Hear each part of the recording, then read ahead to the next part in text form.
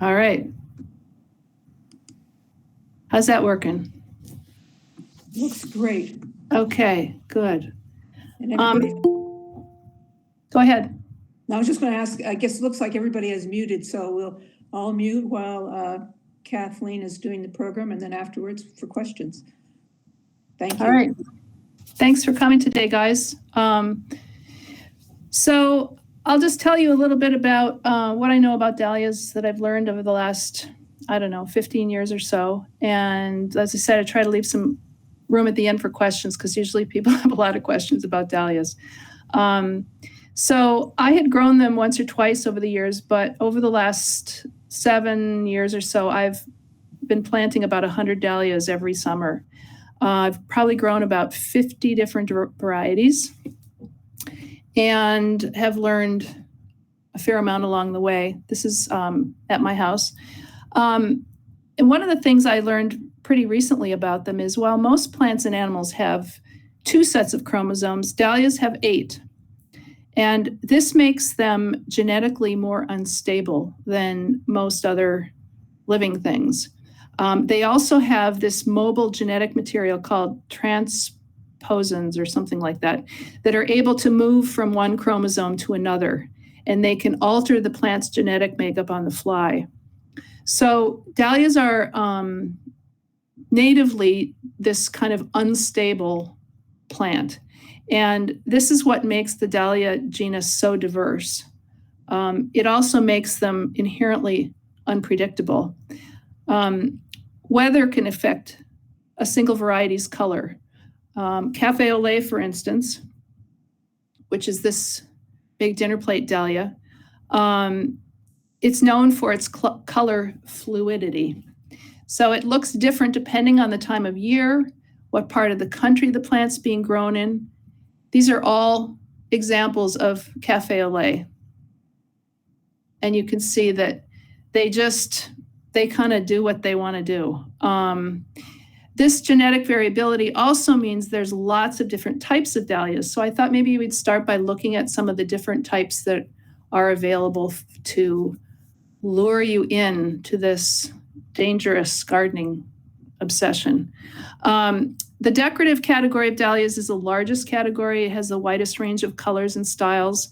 There's lots of heirloom varieties as well as new introductions that are always coming on the scene. They can be grown in perennial gardens. You can grow them in cutting gardens, containers. I grow a lot of mine in my vegetable garden. As I've been growing fewer vegetables, I've been growing more dahlias. And dahlias really, as I'll talk about a little later, if you grow them kind of like you would a tomato, give them that much attention, they do really well. The next type is the dinner plate dahlia. These have flowers that can be as much as 10 inches across. The plants get pretty big. They're probably they can even be 5 feet tall, even around here. So they need lots of space and they need support with stakes or cages or something. You can put them at the back of a flower bed. You just have to be really vigilant about supporting them. These are a couple other dinner plate varieties. And it's because dahlias have hollow stems. The flower stem itself, like you can see this dark stem here on Norweg's Glory, those aren't hollow, but the main stems are hollow. So they're really susceptible to breaking, which is why it's really important to stake them. And that's especially true with the dinner plates. The next type is the cactus dahlias and semi-cactus. These have curled petals, and they come in lots of sizes. They can be as big as a dinner plate, but they can be just 4 inches across too. There's lots of different ones. And here's some others also considered. The one on the right, the white one, is Fimbriata type, but it's a kind of cactus dahlia. Flower rangers really love these because they just have so much texture and character. Ball dahlias, I when I first started growing dahlias, I just couldn't figure out why anyone would grow these. I thought they were just weird looking and kind of plastic. Now they're my total favorites. So, like all things gardening, you kind of come and go with the things that you love. Some reasons I like these are the plants are about 3 to 4 feet tall, so they're kind of a mid-size, and they really tend to be pretty stocky. The flowers are super durable, and they last longer than any of the other types. So flower farmers also really like these dahlias because they hold up. So if you like to do cut flowers, this is a really great dahlia. And if you're just starting out, I would also recommend trying some ball dahlias. The flowers are, like I put up here, 3 to 4 inches in size. And there's just so many different colors to choose from. They're pretty great. Like the balls or the pompons, but they're just a little bit smaller, and they're super cute and also really tough and long lasting. Not as many of these, but there's lots more of the ball types. The other type is water lily, and this is kind of like the decoratives. It's not as many different choices in this category, but they are super beautiful. It's a popular cut flower, and these are kind of a good one to grow in containers because the plants tend to be a little bit shorter, more like 3 feet. So if you're going to grow them in a whiskey barrel or one of those fabric bags, or these are also good for perennial gardens. Really pretty. Single dahlias are also have become a favorite of mine. This has just a single row of petals around a center, kind of like a daisy. And these are super attractive to bees, butterflies, and even hummingbirds will come to these. Not a fabulous cut flower because they just don't last that long, but really nice in the garden, really cheery. And like I said, the bees really love them. And these are doubles, much like the singles, but they just have extra petals.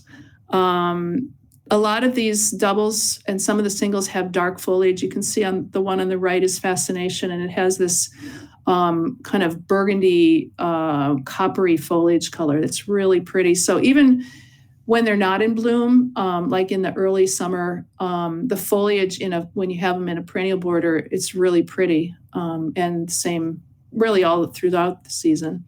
But the bees really go crazy for these, and they produce a ton of flowers. Another kind that I'm currently kind of crazy about is the collarettes. These have been really popular in England for the last probably 5-7 years, something like that. And they're catching on here. I grew both of these in my garden last summer, and they're really, really cute. Again, because you can see the center is exposed, they're very attractive to pollinators. Anemone flowered is another type.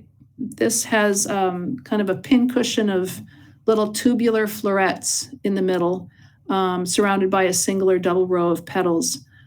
They produce a lot of flowers, and they are relatively short. They're like 2 to 3 feet tall. And the last one is the border dahlia. So these are also really great if you, for flower beds. Not as awesome for cutting because the stems are much shorter, but they're bushy. They're 12 to 18 inches tall. You don't have to worry about staking. They produce tons of flowers and will go right until deep frost. Well, actually any frost. But so those are border dahlias. So as I alluded to before, if you can grow tomatoes, you can grow dahlias. They just need some TLC. They need really good soil, the best soil you can give them, full sun. They need to be fertilized regularly. I'd say, at least once a month. I fertilize mine probably every other week. They need consistent water, which is one of the reasons we had trouble with them last year because of the drought. Most people who grow dahlias, anyone who grows them commercially, is growing them with irrigation to be sure that they get that consistent moisture to the roots. So I wanted to give you a few tips of how some of the things I've found about getting good results. So dahlias are sun lovers. They need at least 6 hours of sun a day. The more sun they get, the more flowers they make. They're just like a flower producing machine. Give them more sun, give them more fertilizer, they make more flowers. So give them the sunniest location you can. They're winter hardy only in zones 8 through 10, but if you start the tubers early, you can have them blooming by midsummer. I grow mine. I always start mine in pots ahead of time. I usually start them in like mid-April, I think it is, in 2-gallon nursery pots, 1 tuber per pot. I have a little greenhouse, but you could put them on a sun porch or anywhere they're going to get warmth and light. And then when the weather's settled, probably the very end of May, you can move them outside. And that extra 6 weeks of a head start means that difference between getting flowers in the middle of July versus the middle of August. And that's a lot of flowers, a whole extra month. Kathleen, do you have these tips listed, or are you just verbally sharing them? Because we can't, if you're showing them, we're not seeing them. No, I'm not showing them. Okay, sorry. Yeah. It's a lot. Yeah, I didn't put them on the slides. It's kind of a lot. There's a few more than 5 tips. So anyway, I start them early. People in, Connecticut or Rhode Island, they don't need to start they can just plant their dahlias right into the ground. But I find it's really makes a big difference to be able to give them a little head start. If you're going to grow your dahlias in pots, you just have to have a really pretty good sized pot. I'd say a 5 or 10 gallon pot. Another great way to grow them is in raised beds. Again, like a tomato, they really appreciate all that loose soil. And I'll show you why that is, because when you see how they're planted, you can appreciate why they need that. Here's an example of some of the dahlia tubers I planted last spring. And I put this here because I wanted to show you where they grow from. So these tubers, in the US, you can buy, usually so these tubers came from Holland. They were grown as cuttings the prior year. So they're planted in spring as a cutting. They grew all summer long in Holland. In the fall, they were dug. And then these little clumps are cleaned off, stored for the winter, shipped to the US in the spring, and then that's when you buy them. So they're a 1-year-old plant. And when spring comes, they start to produce these sprouts that you see. The sprout actually comes from an eye that forms in the fall on some of the stem tissue. So the tubers are food, but that isn't what's growing. I don't have a pointer, but you can see right at where the tuber meets the stem, there's a little eye or a sprout, and that's where the new plant springs from. And it uses the tuber as a food source to kind of get it going while it's developing its roots and additional tubers. Here's a little bit of here's a close-up, and you can see where that's coming from. So sometimes you'll get a clump of tubers, and some of the tubers will be broken or loose. Not a big deal, because really what you want is the sprout, and that's going to come above the tuber, right on the stem tissue. And when you plant your dahlia, here's a picture of it in the ground, but it's going to be pretty shallow. I usually put mine about 1 inch deep where the sprout is coming out of.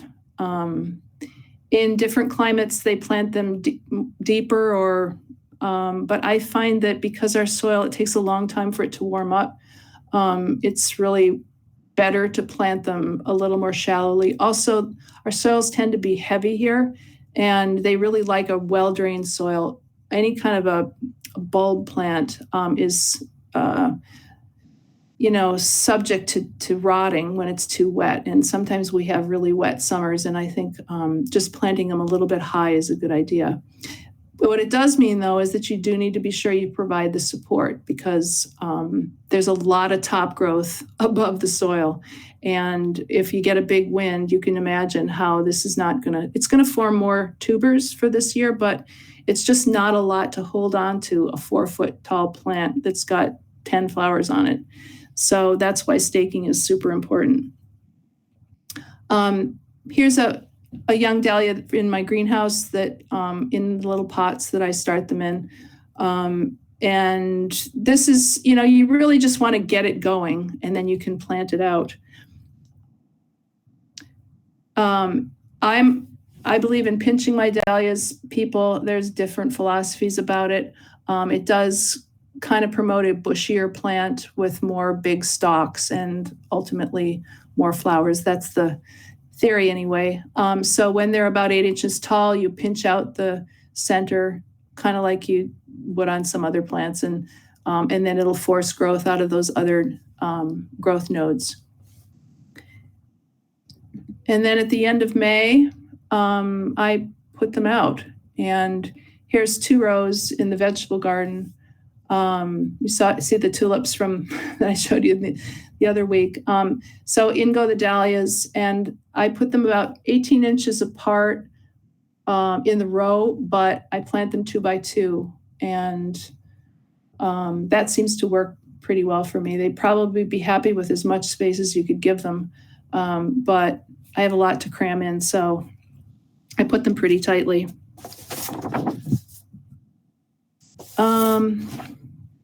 Let's see. So support.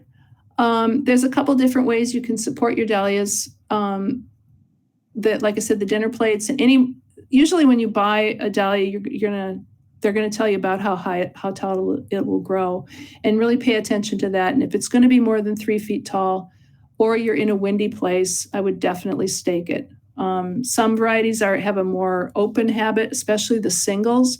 Those, it's not as important to stake them. But the ones like the other ones, it's really worth. This is I don't know, it's a 1 inch or 1.5 inch hickory or hardwood stake. And then these are just a cushion tie, but you can use anything. I put the stakes in almost as soon as I transplant them, just so that I know where the tubers are that I just planted, and I'm not going to be pounding the stake through the tubers. Because as I said, these stems are hollow and they're very brittle. So you got to take a little bit of care. So staking is one option. This is a tomato cage, also works really well. I used to grow a ton of tomatoes, so I have a lot of these cages kicking around, and not enough for all the dahlias, but it does work really, really great. And then the third way to stake them is this corral method. And this is what I currently am doing in those long rows. So it's stakes every, I don't know what it is, 3 feet or 4 feet. And then I kind of make it up as I go along, but wrap these strings around. This is just jute twine, and get the first row. And I usually do about 3 rows of this twine to kind of hold them in. Because I'm taking a lot of photos of these, this setup works pretty well. If you have a lot of dahlias, you get a lot of stakes, and in the pictures you wind up just seeing tons of stakes. This way, it's a little the plants kind of come to the fore, as you can see here. There's still some stakes, but it's not quite as much. So let's see. During the season, what you want to do is cut your dahlias every other day. Just cut them often. The idea of dahlias is abundance, and share them with as many people as you can, because cutting them is good for them. So I deadhead every 3 days or so. And don't just nip off the buds. It's tempting to just go down the row and crack the heads off. What you want to do is carry your scissors with you, cut the spent flower as if you were cutting a flower for a vase. So cut right back to the main stem. This way you're going to stimulate fresh stems out of the main stem and get nice long ones. So when you do want to cut one, you'll get a nice long stem. This is how flower farmers get long stems on dahlias, is they cut the stems right back to the main one of the main stems. The other reason you want to cut the flowers off is dahlias, one of the most problematic pests, at least for me, is earwigs. And the spent flowers are candy for earwigs. They love rotting green matter. So if you get the flowers off the plant and out of the garden, don't just throw them on the ground. You're going to have fewer earwig problems. Always remove any broken branches. Keep the area around your dahlias as clear and open as you can. That's just a really good hygiene. I went to a workshop in the Berkshires a couple of years ago with a dahlia grower who provides cut dahlias for some of the markets in Manhattan, and she is known for no dahlia goes with a stem that's shorter than 24 inches long, and just it's Bear Creek Dahlias or Bear Creek Farm, I think, if you look them up. Anyway, she's just a fanatic about hygiene in her beds, and it really shows. She's got incredible dahlias. And so I've stopped using mulch around mine. I just keep the area as clean as I can, and I think it discourages pests and disease. So after the growing season, last year, I could talk a little bit more about last year. I'd rather forget it. I think we'd all rather forget 2020. So it was a bad year for dahlias too. We had really hot weather at the beginning of the summer, and then it was really dry. It didn't get nice as far as dahlia nice until mid-August or so. Mid-August, the dahlias really started to come on. Were covered with buds. They looked so fabulous. And then, as you know, we had a frost like a month early. So it was super heartbreaking. But that's the life of growing dahlias. So if you want to save your dahlia tubers, a lot of people grow dahlias just as annuals, and that's perfectly fine. You can just when this happens, cut them back to the ground. And I suppose you could leave the tubers, but chances are you're probably going to want to put something else in there next year. So I would dig out the tubers and just put them in the compost. If you want to save your dahlias for the next year, you can also do that.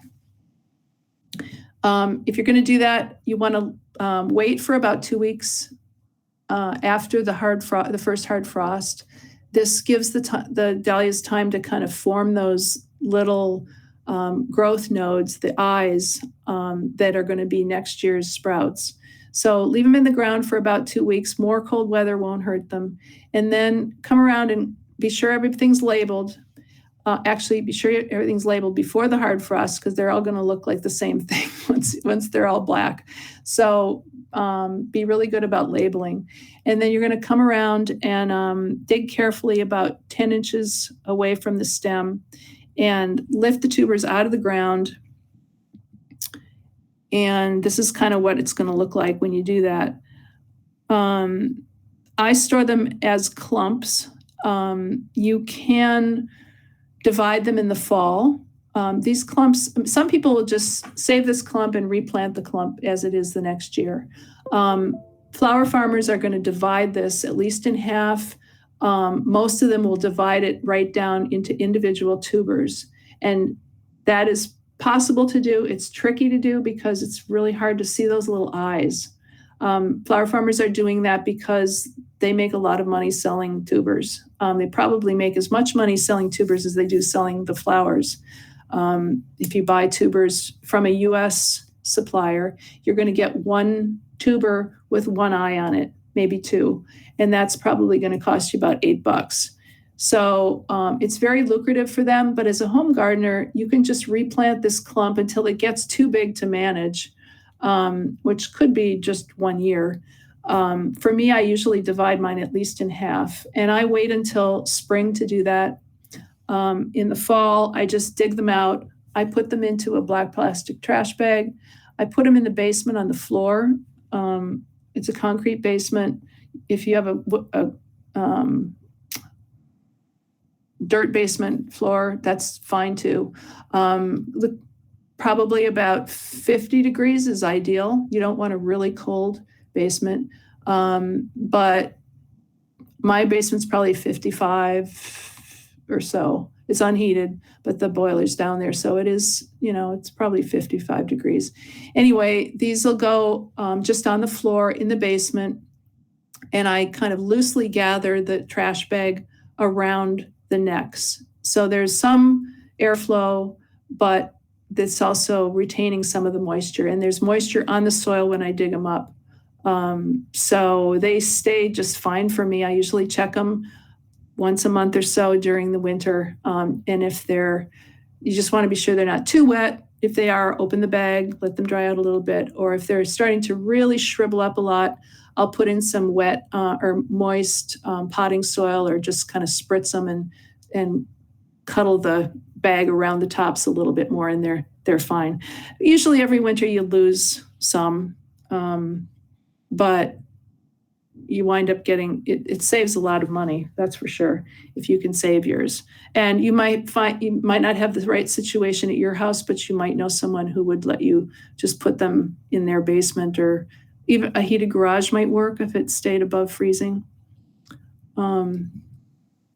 So yeah, they're seductive. And I will try now to figure out how I can get out of here and answer some of your questions. Let's see.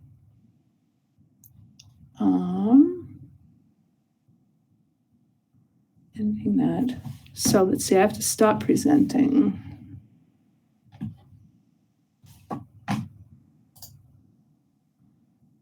Good? All right. Yes. So that was a whirlwind tour through the dahlia bed. I'll just say before I take questions about last year. So last year, they just, at least my experience was, the plants just didn't grow. They were by, the end of July, they were probably, most of them were about a foot tall. They should have been 3 feet tall. They just refused to grow. And it's really frustrating. And this happened not just in Vermont, it was really pretty much throughout along the whole East Coast, because we had similar weather. The deal is that dahlias, I told you about the genetics, but they come from the high mountains in Central America, where the nights are cool, the days are warm, but they're not hot. Like the temperatures are, high 70s, maybe 80. And what we had last spring, or last summer, it was like 85 and way, way too hot for them. And then they like cool nights. And also last year we had those nights that just didn't cool down. It was like 75 at night.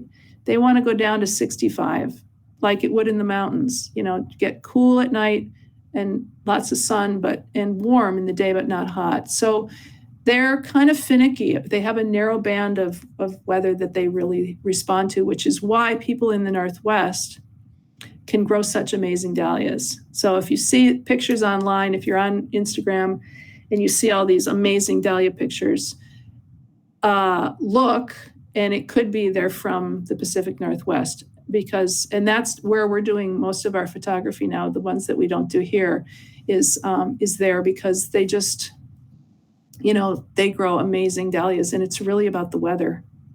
It's cool. It's relatively cool there, and more of a narrow band of highs and lows. So does anyone have questions?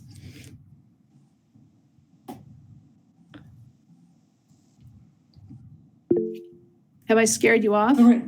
Lorraine, yeah. Hi. Kathy and Lorraine have questions. I have a question. After we spoke last week, I went online to buy dahlias. A lot of them are already sold out. So for anyone that's interested, I ordered through 2 companies, but a lot. Yeah. So people who are dahlia addicts buy their dahlias at Christmas.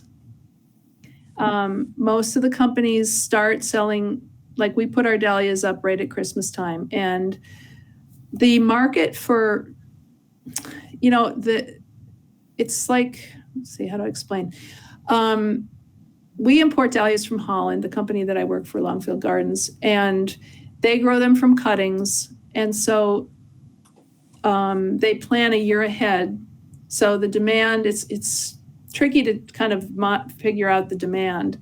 And a lot of these newer varieties, the really ones that are the ones you really want, are grown by smaller growers, whereas the big commercial growers in Holland are growing like the sort of, the big dinner plate purple dahlia. And it's a narrower band of varieties. So the new and interesting varieties are grown in smaller quantities. And that's true for the US growers too. So those guys they just sell out. And as a home gardener, we're competing also with flower farmers. And there are tons of flower farmers now who are growing dahlias for farmers markets and for florists and stuff like that. And those really desirable varieties are being snapped up fast. So we probably sold out of all our new and kind of ones with cachet, they were gone by the middle of January. So if you have certain varieties that you want, you got to get in there fast. There's plenty of dahlias still to buy. It's just you're going to have a narrower selection, and while you're looking, you're going to see all these other ones that you're like, that's the one I really want. So yeah. Did you find some though that you're going to get? I did. I did a cafe au lait collection. Oh, good. What I was looking for that was sold out was that American Dream. Or American Dawn? Oh, American Dawn. Maybe it's one of the first ones you showed a picture of. Yeah, that is an awesome dahlia. That's sold out. Oh. Yeah. Well, but probably something similar. Yeah, that's a good one. Keep it on your list for next December. Anybody else? What's a good place to shop for the dahlias? Do you have certain companies that you would recommend? Well, I work for Longfield Gardens. We have a pretty big selection of dahlias. So it's longfieldgardens.com. We have about 130 varieties, although now we're down to maybe 70. Okay.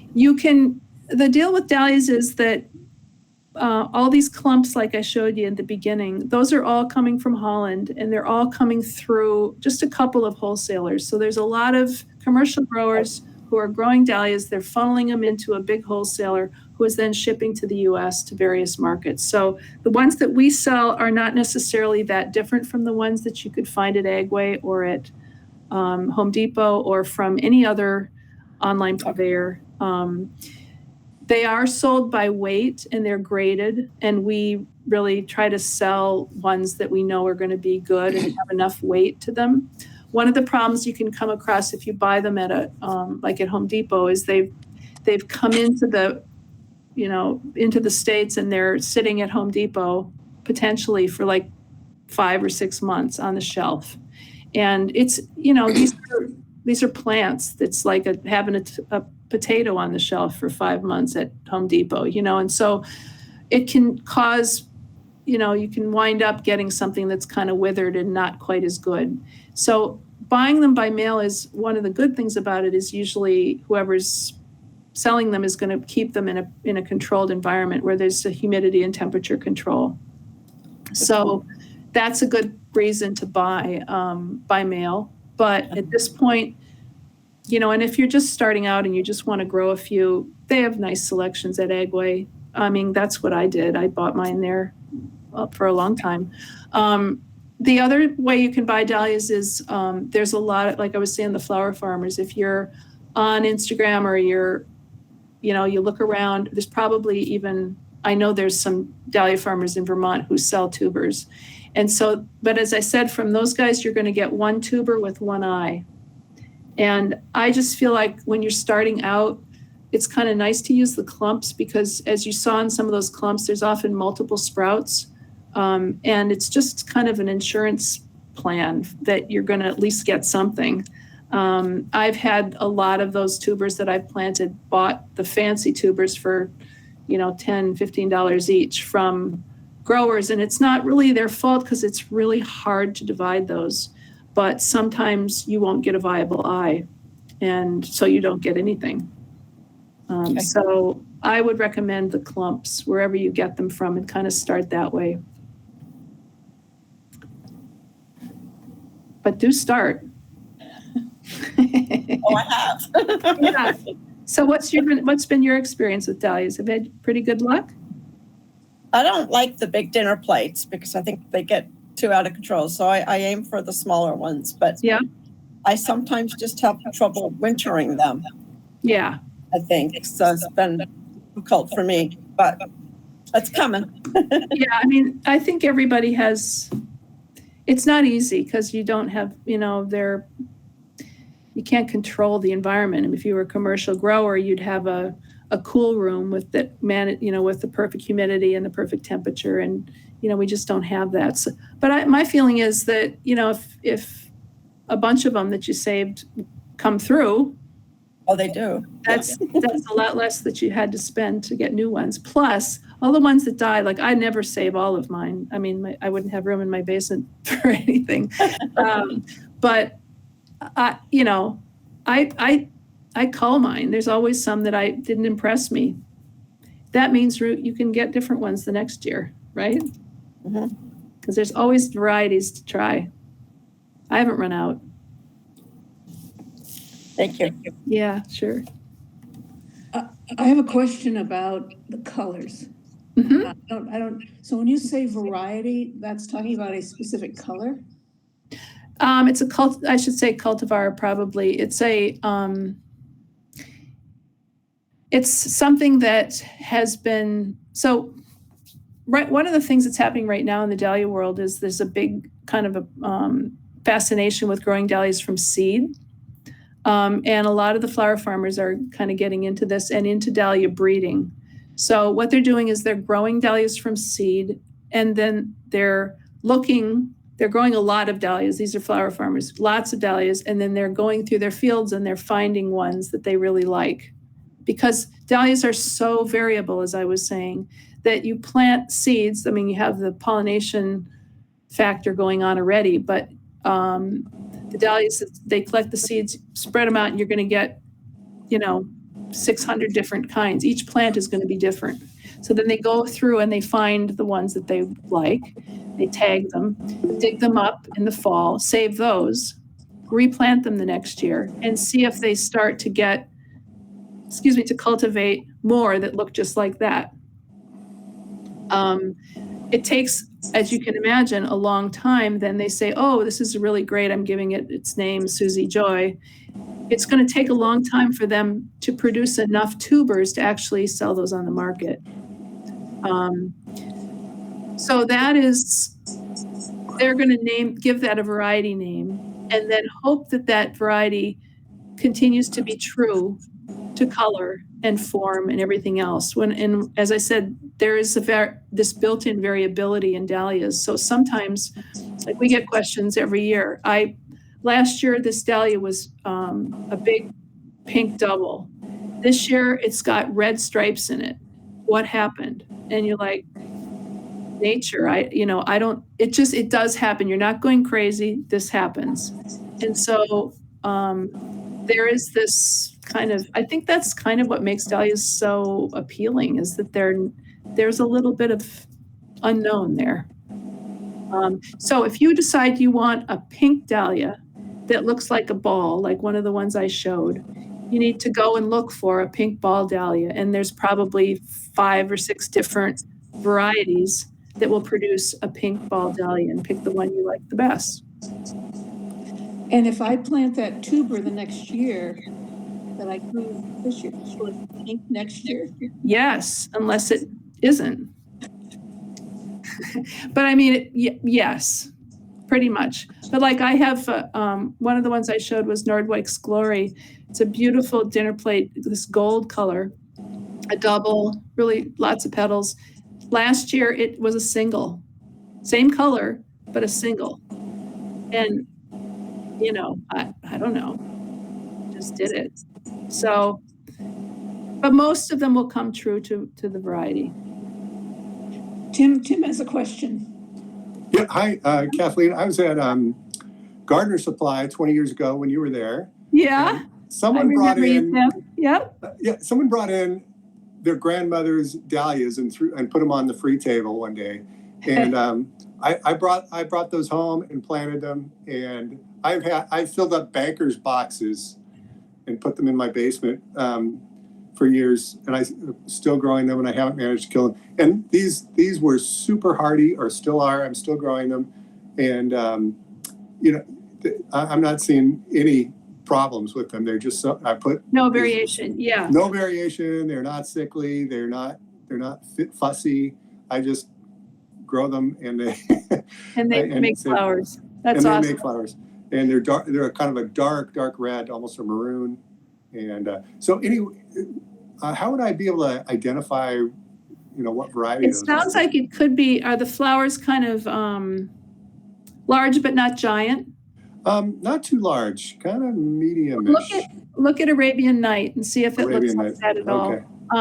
I mean, I say this about the variability, but there are also heirloom dahlias that have been around for 100 years. And some of the varieties are very true. And that sounds like you have one of those. Like Thomas Edison is a purple that's an heirloom, very true to variety.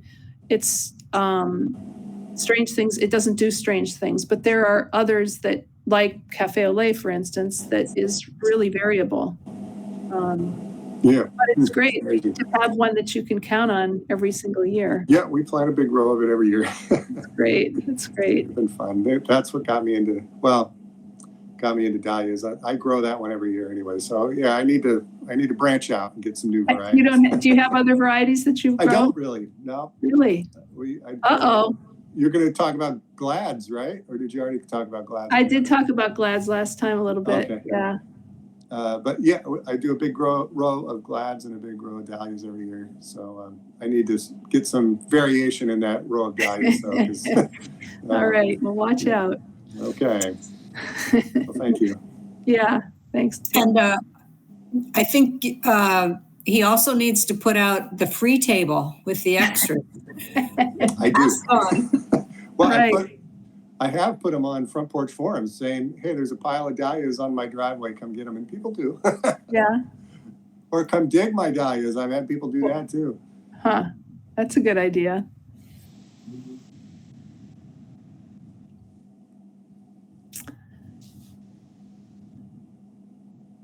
I didn't say much about fertilizing. I guess that there's lots of different theories about that. But I would say that enrich the soil at planting time with compost if you can. They like a nice loose soil like a tomato plant would. And I have taken to fertilizing mine with, I usually use a fish-based fertilizer, and I do it as a soil drench. I'm not really set up to foliar feed them, but I know a lot of people have really good luck foliar feeding their dahlias. So I just water it in, and I do that probably every 2 weeks or so. Not a ton, because you want to, not over nitrogen them, because they're flowers, and so. But they are big plants, and they produce. So if you treat them like a tomato, if you fertilize your tomatoes, you're not giving them tons of nitrogen. You're giving them an all-purpose fertilizer that is going to make sure that they don't just produce foliage. And so think of your dahlias the same way. I've also used Osmocote on them, just so I don't have to worry about it. Sometimes it's just so you get busy and you sort of forget about it. And so Osmocote, I've had pretty good luck with that as well.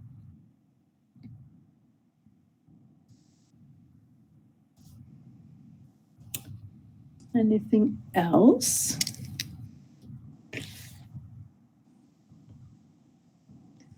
Quiet group. Everybody's getting more. Spring fever is upon us. More days like today. So, I'll just add. Bonnie. Yeah. I'll just add, I'm neighbors with Lorraine, and we've talked after your last talk, and so then she placed her big order, and I placed a big order. I ordered all the things you told us about last week: the peacock lily, the crocosmia, Okay. and some glads and a ton of gladiolas. So I had no Uh-oh. trouble reaching the minimum with Longfield Gardens. Thanks Good. a lot, Kathleen. Yeah, you're very welcome. It'd be fun to hear about how it all goes for you. I'm sure. The thing about bulbs is they're really pretty easy and they give so much. It's really pretty great. Won't be long until we see flowers again. I'm so glad you guys joined me for all 3 sessions. It was awesome. Excuse me, I have a question. Yes. Do you have reference books that you could suggest? Dahlia specific? Not dahlia specific, but just for bulbs in general. Let's see. What do I have that? Look at my bookshelf. Let's see. Hang on. Whoops.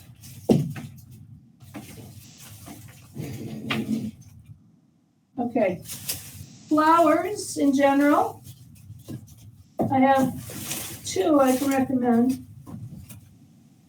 Not so much for bulbs. I don't know if there's a really good book just on bulbs. But if you don't have this,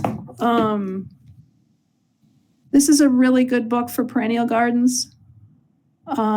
She's been a long time, I think she had a professional business growing dahlias, and it's just about, I don't know, I just think she's really, really good.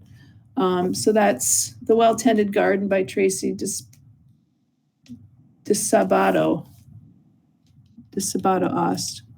I don't know if that's available in soft cover. This is a hardcover. It's been out this is maybe 10 years old. This is also a really good book for cut flowers. This is by Erin Benzakein. She has a website and a kind of a giant business now called Floret. And she now has her own TV program on the some network. I don't have cable, so I don't know, but anyway, you can find her. Erin, let's see, here's I don't know if you can see that. Erin Benzakein. So this is a beautiful book. She's a cut flower grower, and she really talks a lot about growing just about everything you could think of. I like Lewis Hill's book about flower gardening. He was a Vermonter. He's passed now, but let's see.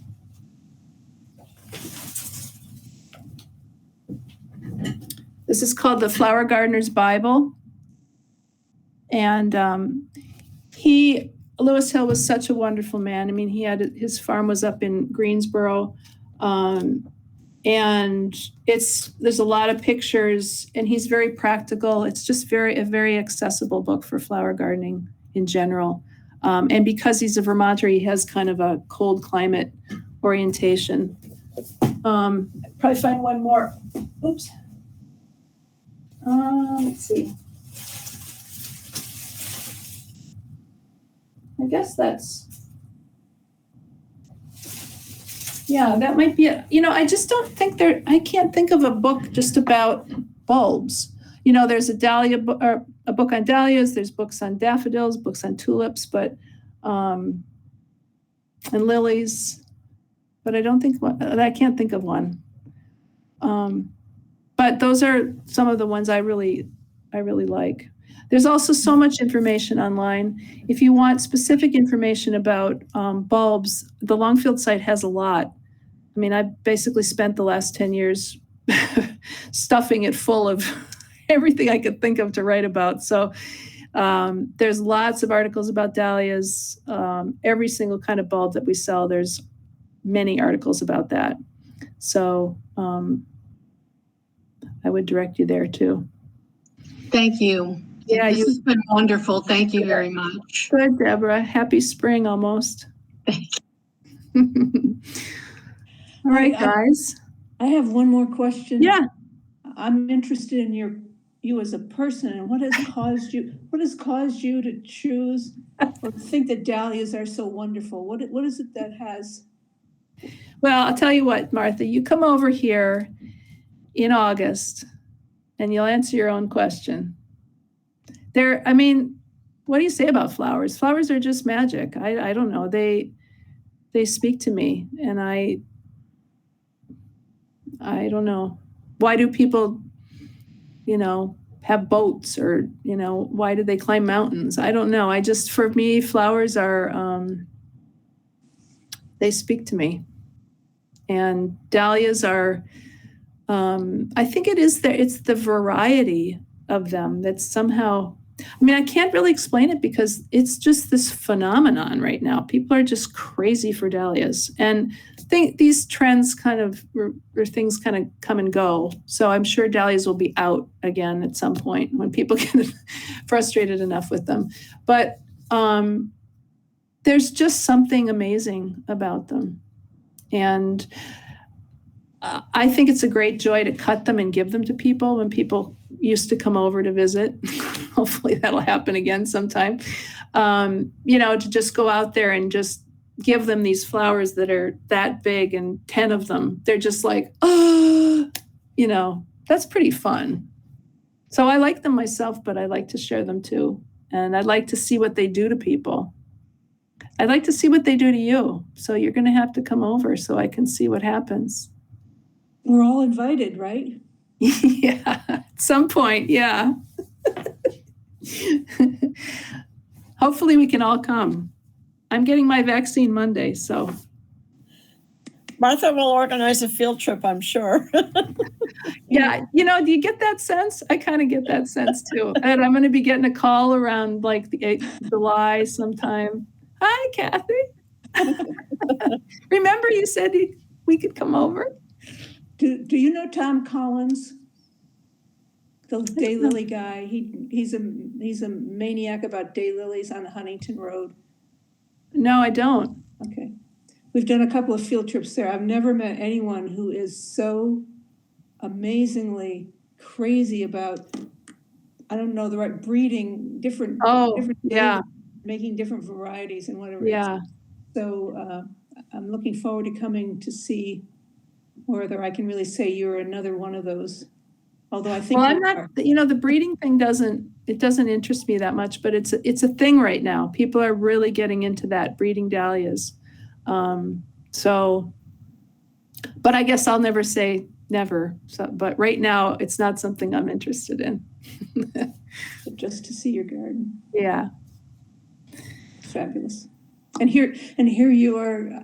One of the things that I didn't know you from Adam before this whole thing here, but just listening to your sensibility about the beauty of this whole process, it's been really fabulous. Good. Yeah, it's a seductive, passionate, creative, artistic love fest.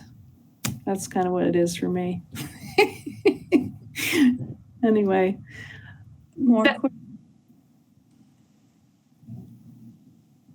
Thank you all very much. And Thank you. maybe we'll see you later in the summer, huh? Okay. Thanks, Martha.